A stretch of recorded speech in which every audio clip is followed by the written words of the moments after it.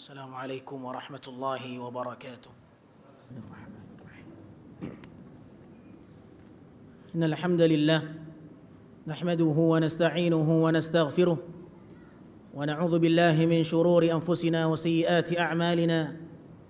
من يهده الله فلا مضل له ومن يضلله فلا هادي له. أشهد أن لا إله إلا الله وحده لا شريك له وأشهد أن محمدًا عبده ورسوله وخليله وصفيه من خلقه. بلغ الرسالة وأدى الأمانة ونصح الأمة وجاهد في الله حق جهاده حتى ترك أمته على محجة بيضاء ليلها كنهارها لا يزيغ عنها إلا هالك. وصلى الله وسلم على نبينا المصطفى محمد بن عبد الله عليه أفضل الصلاة وأتم التسليم ما تعاقب الليل والنهار.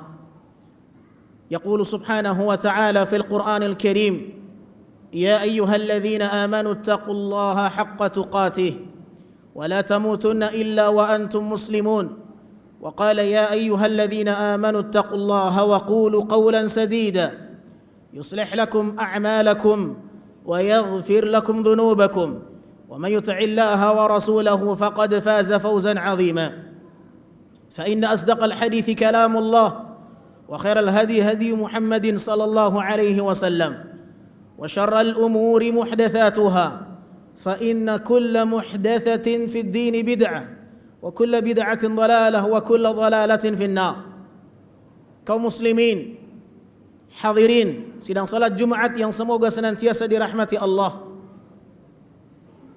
Sudah menjadi fitrah bagi setiap manusia bahwasanya mereka mencintai yang namanya harta.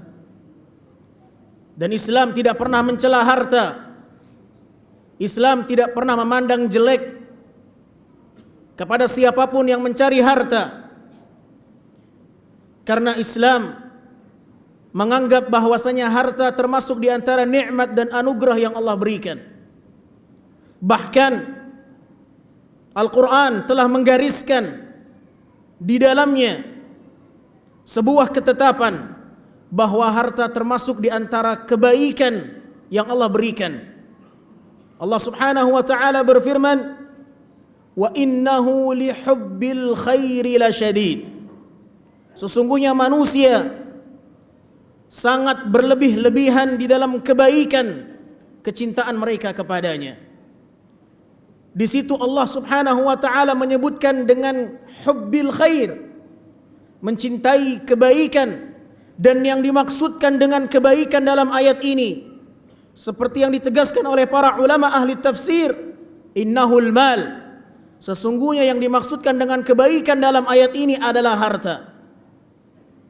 Karena harta bukanlah satu hal yang buruk. Dengan harta seseorang bisa beribadah kepada Allah Subhanahu wa taala. Dengan harta betapa banyak pintu-pintu kebaikan yang terlaksana dengannya. Seseorang dengan harta dia bisa bersedekah. Seseorang dengan harta dia bisa berjihad fi sabilillah, mempersiapkan segala kebutuhan perang. Dengan harta seseorang bisa menyantuni anak yatim. Dengan harta seseorang bisa memberikan kebutuhan kepada orang-orang yang membutuhkannya. Dan banyak cabang-cabang kebaikan yang bisa terpenuhi dengan adanya harta itu. Maka Islam tidak pernah mencela harta. Pandangan Islam terhadap harta adalah pandangan yang baik. Namun Islam mencela apabila seseorang salah bersikap dengan harta ketika mereka telah melampaui batas. Ketika harta telah melalaikan mereka, ketika harta telah membuat mereka lupa dan buta, ketika harta membuat mereka lalai dari beribadah kepada Allah Subhanahu wa taala. Oleh karenanya Allah Subhanahu wa taala menegaskan di dalam Al-Qur'an bahwa harta itu adalah termasuk ujian. Allah Subhanahu wa taala menyebutkan di dalam Al-Qur'an, innama amwalukum wa auladukum fitnah. Sesungguhnya harta kalian dan anak-anak kalian adalah fitnah, ujian. dan ujian ada yang lulus dan ada yang tidak lulus. Ketika harta menjadikan seseorang dekat kepada Allah Subhanahu wa taala, maka harta menjadi pintu kebaikan baginya. Namun sebaliknya, apabila harta tidak mendekatkan seseorang kepada Allah Subhanahu wa taala, justru menjauhkannya dari Allah Rabbul Izzati wal Jalalah, maka harta menjadi pintu-pintu keburukan baginya. Oleh karenanya kaum muslimin yang dimuliakan Allah Subhanahu wa taala, betapa banyak manusia karena ingin mendapatkan harta, mereka harus mendapatinya dengan cara yang haram. Tidak sedikit manusia demi harta mereka rela mencuri, mengambil harta orang lain, merampas milik orang lain demi harta. Tidak sedikit manusia harus mencurangi timbangan demi harta. Banyak orang-orang yang mengurangi takaran demi harta. Banyak orang-orang yang menipu, curang di dalam transaksi demi harta. Banyak orang-orang yang mendapatkannya dengan cara menzalimi orang lain. Bahkan mereka siap demi harta sekalipun harus menumpahkan darah manusia, wal'iyadzubillah.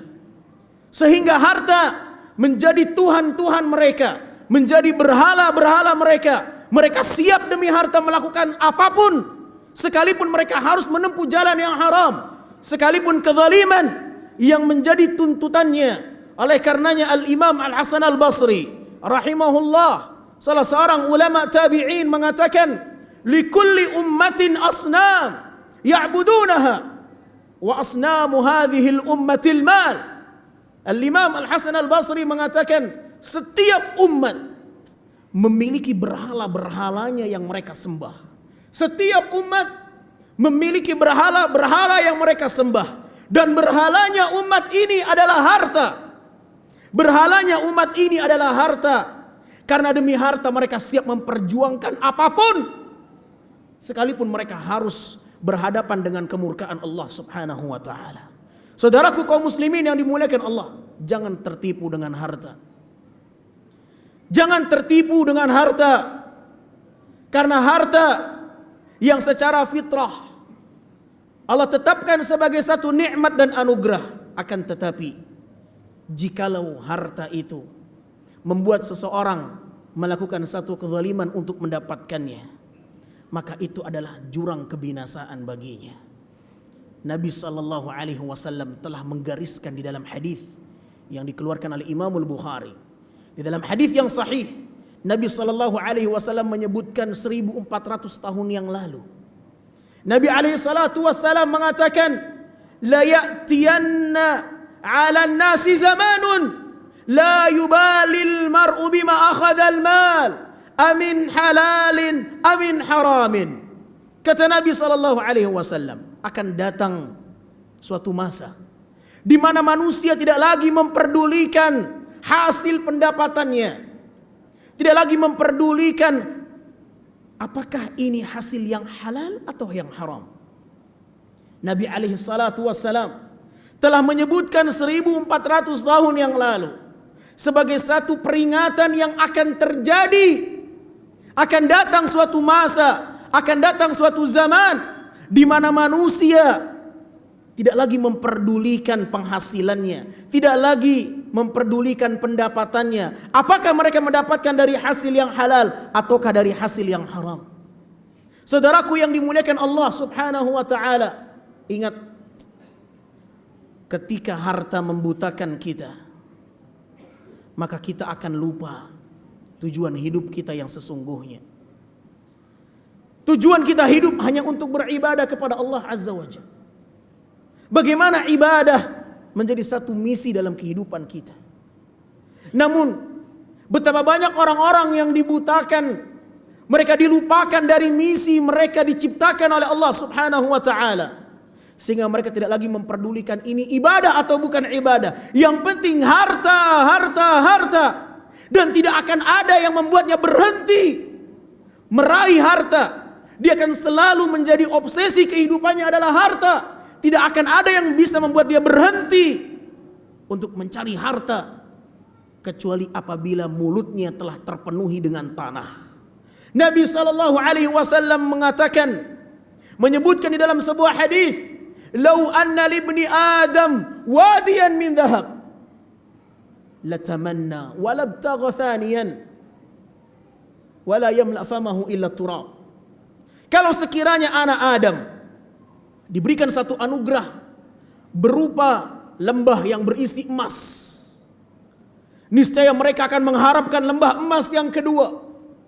Dan apabila dia diberikan lembah emas yang kedua, dia akan mengharapkan lembah emas yang ketiga. Dan akan terus obsesi dia demikian. Tidak akan ada yang memberikan dia peringatan yang bisa memutus angan-angannya dari mengumpulkan harta, kecuali apabila mulutnya telah dipenuhi dengan tanah. Apabila kematian telah datang di hadapannya, barulah dia berhenti dari obsesinya mencari dunia. Saudaraku kaum muslimin yang dimuliakan Allah, jangan jadikan harta sebagai berhala. Jangan jadikan harta sebagai Tuhan, yang demi harta kita siap rela melakukan apapun, sekalipun kita berbuat zalim kepada manusia. Hati-hati, kezaliman akan menjadi kegelapan bagi seseorang yang melakukannya. Nabi sallallahu alaihi wasallam mengatakan, ittaqu dzulma fa inna dzulma dzulumatin yaumal qiyamah. Jauhilah oleh kalian perbuatan zalim, karena perbuatan zalim akan menjadi kegelapan bagi seseorang di hari kiamat. Semoga Allah subhanahu wa ta'ala melindungi kita dari harta-harta yang tidak jelas, dari harta yang haram. Berusahalah untuk tetap berusaha mencari harta dengan cara yang halal, dengan cara yang diridhai oleh Allah subhanahu wa ta'ala. Jangan terpancing dengan orang-orang yang berlimpah hartanya, akan tetapi mereka mendapatkannya dengan cara yang haram. Akan tetapi bersyukurlah dengan yang sedikit, akan tetapi engkau mendapatkannya dengan cara yang halal. Itulah yang diridhai dan diberkahi oleh Allah subhanahu wa ta'ala. Aqulu ma tasma'un wa astaghfirullah li wa lakum wa lisairil muslimina min kulli dhanbin wa khati'ah fastaghfiruhu wa tubu ilaih innahu huwal ghafurur rahim.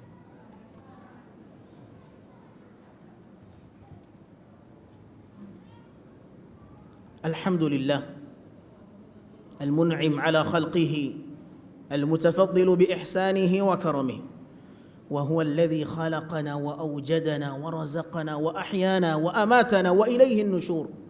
Kaum muslimin hadirin yang semoga senantiasa dirahmati dan diberkahi oleh Allah, khatib berpesan untuk dirinya secara khusus dan kaum muslimin secara umum untuk senantiasa berbekal dengan ketakwaan, karena Allah subhanahu wa ta'ala menjadikan ketakwaan sebagai bekal yang terbaik. Allah berfirman, wa tazawwadu fa inna khaira zadi taqwa. Berbekallah kalian, sungguh sebaik-baik bekal yang kalian bawa adalah bekal ketakwaan. Ma'asyiral muslimin yang dimuliakan Allah, ketahuilah bahwa nanti di hari kiamat seseorang tidak akan sanggup menggerakkan kakinya walaupun sedikit. Allah menjadikan setiap manusia yang berkumpul di padang mahsyar tidak sanggup untuk menggerakkan, menggeser kakinya walaupun hanya sedikit. Sampai Allah tanya kepada mereka 4 perkara. Nabi SAW mengatakan, la tazulu qadama 'abdin yawmal qiyamati hatta yus'ala an 4. Tidak akan mampu seseorang di hari kiamat nanti menggerakkan kakinya, menggeser kakinya walaupun sedikit, dia tidak akan mampu menggerakkan kakinya. Sampai Allah tanya kepadanya 4 perkara. An umrihi fima afna wa an shababihi fima ablah wa an malihi min aina iktasabahu wa fima anfaqah wa an ilmihi madza amila bihi. Kata Nabi sallallahu alaihi wasallam, kelak di hari kiamat seorang hamba tidak akan mampu menggerakkan kakinya sedikit pun sampai Allah tanya 4 perkara. Dalam riwayat yang lain Allah akan tanya kepada dia 5 perkara. Tentang umurnya dihabiskan untuk apa? Masa mudanya dihabiskan untuk apa? Dan hartanya dia dapatkan dari mana? Kemudian kemana dia belanjakan? Dan ilmunya sudahkah dia amalkan? Di dalam hadis ini Nabi SAW menerangkan kepada kita bahwa harta akan kita pertanggungjawabkan, ma'asyiral muslimin yang dimuliakan Allah. Bahkan pertanyaan yang berkaitan dengan harta datang dari dua sisi. Dari mana dia dapatkan dan dia kemanakan? Kemana dia belanjakan harta itu? Karena ada sebagian orang mendapatkan harta yang halal, akan tapi dia belanjakan di tempat yang haram. Ada di antara mereka mendapatkan harta dengan cara yang haram, akan tapi dia belanjakan di tempat yang halal. Atau sebaliknya. Atau dia mendapatkan dari jalur yang haram dan dia belanjakan di tempat yang haram juga. Maka ini berlipat-lipat dosanya. Saudaraku kaum muslimin yang dimuliakan Allah, hati-hati. Jangan sampai kita memakan 1 rupiah pun kecuali kita mendapatkannya dengan cara yang halal. Sungguh aneh. Betapa banyak orang tua yang mendambakan anaknya menjadi anak yang saleh. Siapa di antara kita yang tidak pernah berangan-angan memiliki keturunan anak-anak yang saleh? Setiap kita berangan-angan kalau sekiranya anaknya, putrinya, keturunannya adalah keturunan yang saleh. Akan tetapi dia lupa. Dia memberikan harta yang haram. Dia menafkahi keluarganya dengan nafkah yang haram. Apakah mereka mendambakan kebaikan tapi dengan cara yang haram? Mereka lupa jalur mana yang harus dia tempuh. Hati-hati ma'asyal muslimin dengan kezaliman. Karena kezaliman akan membinasakan manusia. Jangan pernah mengambil milik orang lain walaupun sedikit. Jangan pernah kita mengambil harta tanah orang lain. Sering kita dengar tanah ini diserobot. Tanah si fulan diambil, diserobot oleh orang lain. Dan pihak-pihak terkait pun mendukung kezaliman itu. Subhanallah. Padahal dia tahu siapa pemilik tanah ini yang sebenarnya. Akan tetapi karena tuntutan harta. Akan tetapi karena tuntutan harta, pihak-pihak terkait justru dia siap memasang badan untuk membela orang yang salah karena dia tahu tuntutannya adalah harta. Yang akan dia dapatkan adalah harta. Hati-hati ma'asyar muslimin. Jangan tolong-menolong dalam kezaliman karena Anda akan mendapatkan balasan yang sama. Anda akan mendapatkan azab yang sama. Dengarkan, Nabi SAW mengatakan di dalam sebuah hadis yang diriwayatkan oleh Imam Al-Bukhari dan Imam Muslim. Nabi SAW bersabda, "Man iqtata'a shibran minal ardi zulman, tawaqahu Allahu yawmal qiyamah iyyahu min sab'i aradin." Kata Nabi SAW, barang siapa yang mengambil 1 jengkal tanah dengan cara yang zalim milik orang lain, maka di hari kiamat nanti Allah akan timpakan 7 lapis bumi di atas pundaknya. Barang siapa yang mengambil 1 jengkal tanah secara zalim, dia mengambil milik orang lain, dia menyerobot tanah orang lain, Allah akan timpakan di atas pundaknya 7 lapis bumi. Bagaimana kalau sekiranya dia mengambil 2 jengkal? Bagaimana kalau dia mengambil 3 jengkal? Itu tidak lagi main. Permainan orang sekarang 1 hektar. Permainan orang sekarang 2 hektar.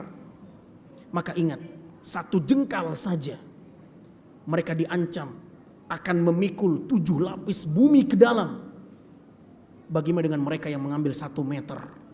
Bagaimana mereka yang mengambil 2 meter? Bagaimana mereka yang mengambil 1 hektar dan seterusnya? Dia akan memikul 7 lapis bumi di pundaknya. Itulah ancaman mereka yang mengambil tanah milik orang lain. Ingat ma'asyar muslimin, kezaliman apapun, sekecil apapun kezaliman itu akan membinasakan seseorang. Jangan jadikan harta sebagai berhala, sebagai tuntutan. Yang demi harta kita rela mengorbankan agama kita. Yang demi harta kita rela mengorbankan akhirat kita. yang demi harta kita rela menjadi orang yang akan diancam oleh Allah dengan ancaman yang sangat besar, maka harta akan menjadi fitnah bagi dia. Sadarlah saudaraku yang dimuliakan Allah, perbaiki bagaimana pola hidup kita, bagaimana kita mencari harta yang halal, bagaimana kita tinggalkan harta yang haram. Jangan pernah terpancing dengan kekayaan yang dimiliki oleh orang lain, akan tetapi jadikan cara yang halal sebagai orientasi kita mencari keridhaan Allah Subhanahu wa taala. Semoga Allah Subhanahu wa taala senantiasa memberikan petunjuk dan hidayahnya kepada kita semuanya, dan semoga kaum muslimin menyadari bahaya kezaliman yang telah mereka perbuat. Bagi mereka yang telah berbuat kezaliman, bagi mereka yang telah mengambil harta milik orang lain, yang telah merampas hak-hak orang lain, segera kembalikan hak-hak mereka sebelum datang pertanggungjawaban yang mereka tidak akan pernah rela, mereka tidak akan pernah ridha di hari kiamat untuk dibalas ketika itu, kecuali dengan pahala yang telah Anda kumpulkan. Innallaha wa malaikatahu yusalluna 'alan nabi يا أيها الذين آمنوا صلوا عليه وسلموا تسليما اللهم اغفر للمسلمين والمسلمات المؤمنين والمؤمنات الأحياء منهم والأموات إنك سميع قريب مجيب الدعوات يا قاضي الحاجات ربنا لا تزغ قلوبنا بعد إذ هديتنا وهب لنا من لدنك رحمة إنك أنت الوهاب ربنا ظلمنا أنفسنا وإن لم تغفر لنا وترحمنا لنكونن من الخاسرين اللهم آت نفوسنا تقواها وزكها أنت خير من زكاها أنت وليها ومولاها ربنا ظلمنا أنفسنا وإن لم تغفر لنا وترحمنا لنكونن من الخاسرين ربنا آتنا في الدنيا حسنة وفي الآخرة حسنة وقنا عذاب النار عباد الله إن الله يأمرنا بالعدل والإحسان وإيتاء ذي القربى وينهى عن الفحشاء والمنكر والبغي يعظكم لعلكم تذكرون فاذكروا الله الكريم يذكركم واشكروه على نعم يزدكم ولذكر الله أكبر وأقيموا الصلاة